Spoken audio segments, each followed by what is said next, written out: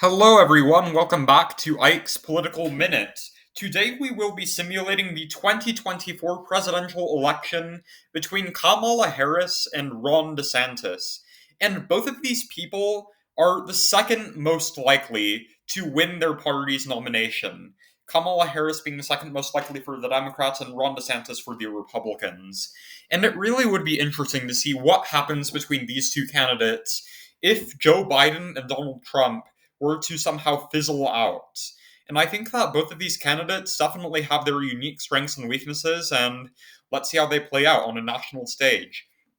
Kamala Harris would sweep the West Coast, along with Hawaii, and also she would carry Illinois by a safe margin. I also think that her appeal with minority voters and just in general the state's direction, I think she would win safely in New Mexico.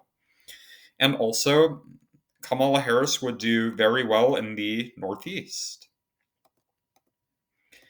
And yeah, I think that she would also win by a lean margin in New Hampshire. Not as strong as Joe Biden, but still pretty strong also.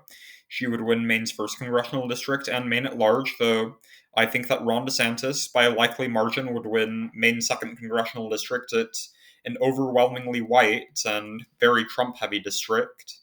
And Ron DeSantis, he would definitely carry Alaska. He would carry the Plains and Rocky Mountain states. And I think that Kamala Harris would narrowly carry Nebraska's 2nd congressional districts just because of the Biden coattail effect with suburban voters and just how much that district's voted to the left before. And I think that Ron DeSantis, though, would do very well in Texas and Florida. Both of these states have become pretty similar politically and demographically, and I don't think that they would take too kindly to the left-wing policies of Kamala Harris. I think that both of these states would go into Ron DeSantis' column.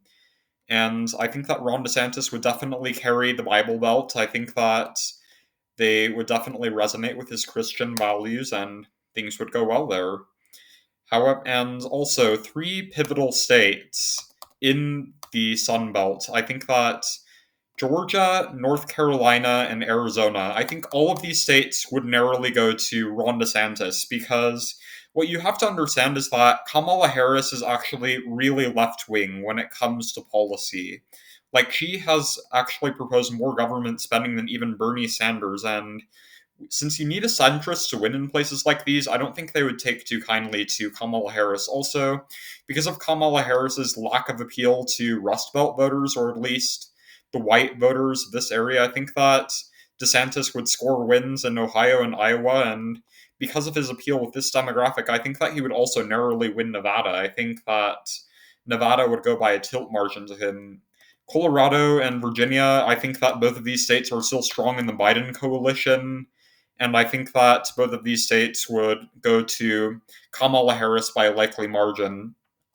Also, I think Michigan and Minnesota, both of these states have generally moved towards the left in recent years, and I think that Kamala Harris's strength, just with the African American constituencies in these areas, would be enough to give her a win in Michigan and Minnesota. I also think that she would narrowly win Pennsylvania. I think that the Biden coattail effects would be strong there, and Ron DeSantis just doesn't have that much of an appeal in the Rust Belt. He supported the TPP. He supported other things that might not be as palatable to the Trump constituency as, say, maybe Trump himself. And I think that for that same reason, I think that Wisconsin would narrowly go to Kamala Harris, giving her the presidency. I just don't think that Ron DeSantis can appeal to the Rust Belt voters there in the same way that Trump could. And I think that Harris could hold on to enough of the Biden constituency that she ekes out a win in Wisconsin and therefore the presidency. This is a very close election, with Kamala Harris winning with 270 electoral votes to Ron DeSantis' 268.